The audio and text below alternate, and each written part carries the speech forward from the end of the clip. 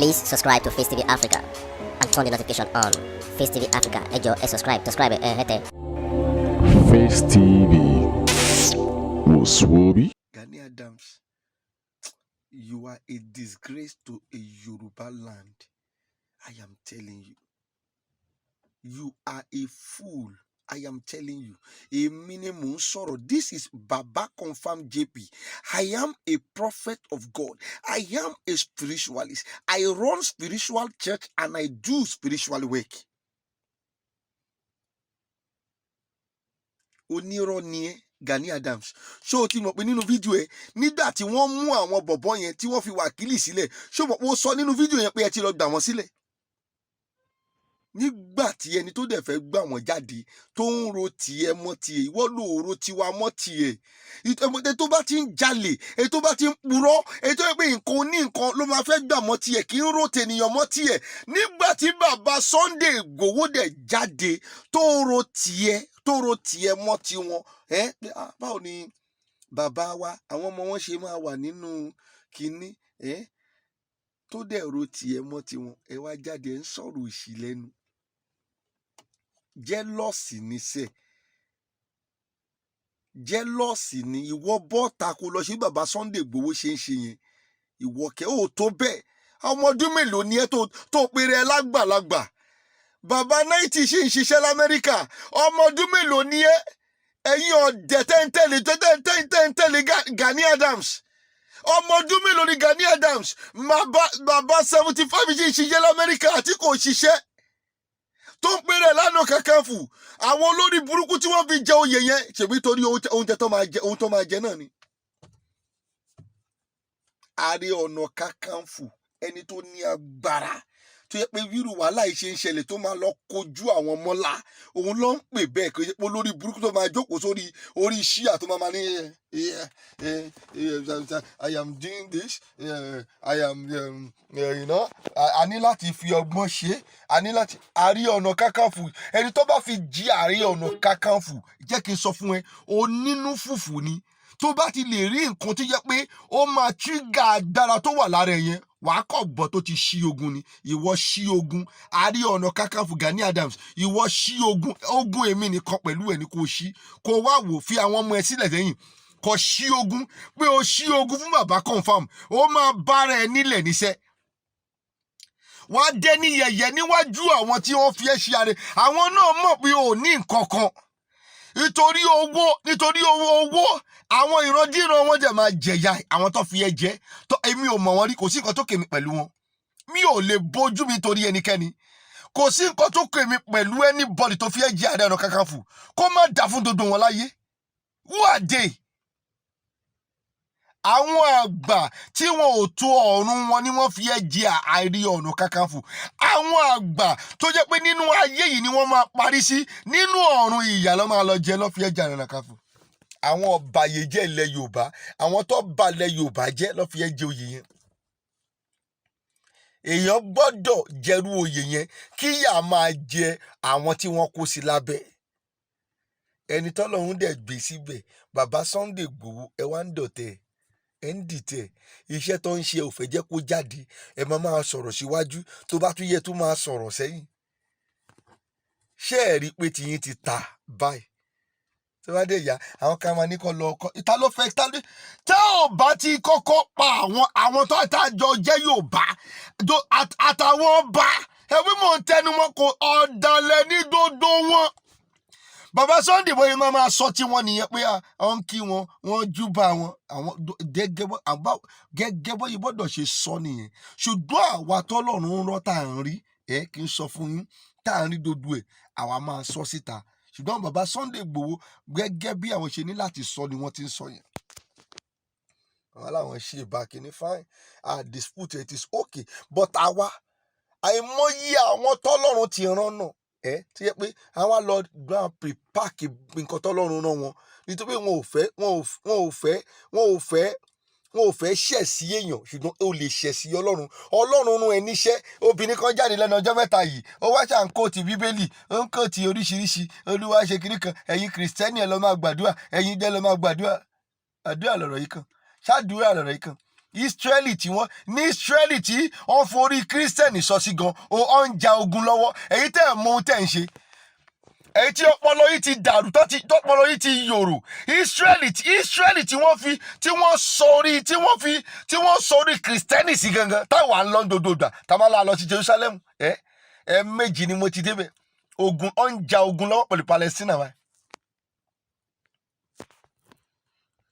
Ẹ ò lè bọ́ nínú oko ẹrú tẹ́ ẹ bá ti ja ogun ẹ lọ kọ sílẹ̀ kò bá àwọn yìí kẹ́ ẹ láìkì mi kò bá àwọn yìí kẹ́ ẹ má láìkì mi ó kọ́ ṣoṣo ọjọ́ pé Ọlọ́run lèmi sọ Olúwa ló sọ bí ẹ ò bá ti rí ogun jà kẹ́ ẹ ja ogun kẹ́ ẹ dẹ̀ ṣẹ́ ẹ ò lè bọ́ sí Yorùbá ò lè bọ́ nínú oko ẹrú ẹ̀yin tẹ́ ẹ dẹ̀ ti ṣú sí Yorùbá nation ẹ jẹ́ ká dúró síbẹ̀ kò nídìí àwọn bàbá wèrè tẹ́ rí yẹn àwọn bàbá yẹn a sì máa pa wọ́n gbẹ̀yìn ni kò síbẹ̀ yẹn fẹ́ ṣe tá a bá dé kọ́kọ́ pa wọ́n wọn ò ní jẹ́ ká operate ká lè mọ àwọn tá a fẹ́ lọ sójú ogun ká lè mọ àwọn tá a fẹ́ lọ sí ojú ogun kò ju yẹn lọ ká lè mọ àwọn tá a fẹ́ jà kò ju yẹn lọ kò sọ̀rọ̀ lórí ẹ̀ ẹ báwọn yín kálukú máa sọ̀rọ̀ ta ìrọ̀lẹ́ pa àwàdẹ́lẹ́jọ́ lórí íńtánẹ́ẹ̀tì. Anika, let us do what is needful. Let us do what is necessary. Let us take the necessary step. Enough is enough. Kí ni Palestine àti Israel fi ń jà? Referendum wo ló ń bá kiri? We don't need referendum. Tó pé àwọn tá a fẹ́ lọ gbé fún wọn already láti wo 10 years to now wọn ò ní reveal. Tó pé àwọn náà ti jẹ dòdò. Ṣẹ́ńdọ́mi wọ́n ti jẹ́ dodo wọn ò lè sòdodo kí lẹ fẹ́ kí international community wá bá yín ṣe dàtọ́ rí pé ìjà wo lẹ́jà ẹ ti pààyàn ẹ ti ja ogun ẹ ti wó building ṣe ti wó building more than 200 ẹ yẹ lọ́wọ́ building tí Israeli ti wó tó ti wó ní Palestine is over 290 something ẹ lọ wò azat ìjẹta ni o kì í ṣe àná. So therefore lẹ́yìn tí gbogbo yẹn bá ṣẹlẹ̀ ní àwọn tẹ́rí yẹn ó tó lè come in tó bá dẹ̀ ti lè come in definitely a máa pín ní Nàìjíríà ò lè pín pẹ̀lú àlàáfíà má tán rẹ̀ ó bá wọn ẹ̀rọ máa gbàdúrà wèrè wòlíì ni mí mò ń sọ tòótọ́ fún tọ́lọ́run sọ fún mi lèmi sọ yẹn Olúwa ti ṣí wa sílẹ̀ Olúwa ti ní ká lọ ja ogun Olúwa dẹ̀ wà lẹ́yìn wa Yorùbá nation torí yẹn Olúwa wà lẹ́yìn Yorùbá nation gididu àìjà ogun ẹjọ́ oníkálukú yín ro ẹjọ́ lórí íńtánẹ́ẹ̀tì ṣé yẹn la fẹ́ máa ṣe kò ní sú àwa o ọ̀rọ̀ Yorùbá ò ní sú wa o èmi tẹ́rí kò lè sú mi mo dẹ̀ rẹ́dí ẹni tó wá fẹ́ pa mí kókó pa mí lórí ọ̀rọ̀ Yorùbá yìí I am okay kò sí wàhálà orúkọ wa máa wà nínú rẹ́kọ̀dì wípé wọ́n pa wá nítorí ọ̀rọ̀ Yorùbá ká ń bọ̀ sí wípé ẹ ò lè pa wá tó pé tẹ́ bá ti pa wá báwo la fẹ́ derive ibi tá à ń lọ ẹ ò lè pa wá ẹ̀yin lẹ máa kú káwa lè débi tá à ń lọ gbogbo yín pátá ogun máa fi ẹ̀jẹ̀ yín wẹ̀ ni. àfi yín joyè àwòdì ẹ ò lè gbẹ́dìyẹ ṣebí kankan náà ní gbogbo yín àti Wàsíù Àyìndé Barrister you are in the same carcass àti Gani Adam you are in the same carcass àti Tinubu ìkọ̀kọ̀ náà ní gbogbo yín ẹjọ́ wà ń bẹ̀rẹ̀ ẹ̀ ń pera yín lójoojúmọ́ Gani Adams ẹ knock ẹ out ẹ má jẹ́ kí àwọn èèyàn àwọn yìí wà nínú plan Yorùbá nation. Ó ti ẹ gbọ́dọ̀ sí ń bẹ ọmọ bàjẹ́ Yorùbá nation kẹ àwọn yóò nífẹ̀ẹ́ yẹn ọmọ Yorùbá o ìfẹ́ owó ìfẹ́ àwọn ọmọ wọn kí àwọn ọmọ wọn gòkè ó tán ìfẹ́ tán nínú yẹn kọ́ lo mọ́tò gidi tó bá gbé jẹ́ẹ̀tì sóhun náà lẹ́sẹ̀ ó lè lo ìfẹ́ nǹkan tán ni wọn ò nífẹ̀ẹ́ Yorùbá nínú ẹjọ́ ẹ ṣí ẹjẹ́ ó dọ́dọ̀ ẹ̀ Gani Adams is a betrayer.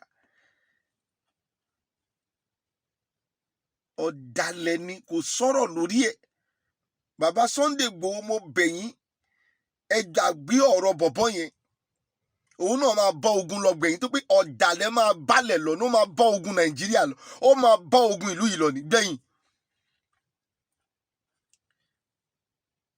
ẹni tí Ọlọ́run rán ẹjọ́ wà wájú kí ló dé kéyìn dé kún lọ́wọ́ ẹni tá a dé tí wọ́n ń sọ yìí kò ní kẹ́ ẹ má dúró síwájú kò sọ ṣùgbọ́n ẹ fẹ́ lè pátápátá kò ṣeé ṣe Ọlọ́run ló gbé síbẹ̀ Ọlọ́run ló gbé Sunday Igboho síbẹ̀ Ọlọ́run ló ẹlẹ́ẹ̀tì ẹ̀ náà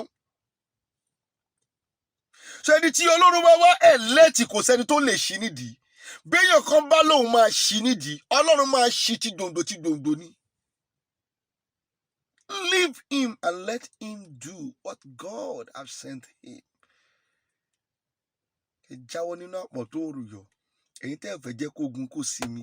Ẹ ò jẹ́ kí Yorùbá sinmi nítorí pé ohun tẹ́ ẹ fẹ́ jẹ, ohun tẹ́ ẹ fẹ́ mu, ẹ fẹ́ jẹ́ èèyàn láyé. Káwọn èèyàn kan dẹ̀ má jẹ́ èèyàn. Ẹ ò fẹ́ jẹ́ kí ìlú Yorùbá yìí sinmi. Kí ló dé? Kí ló dé téèyàn olórí Yorùbá yìí ṣe kẹ́ ṣe burú báyìí? Please subscribe to Facetv Africa and turn the notification on. Facetv Africa, ẹ jọ̀ọ́ ẹ subscribe hete. Face TV was Swoby.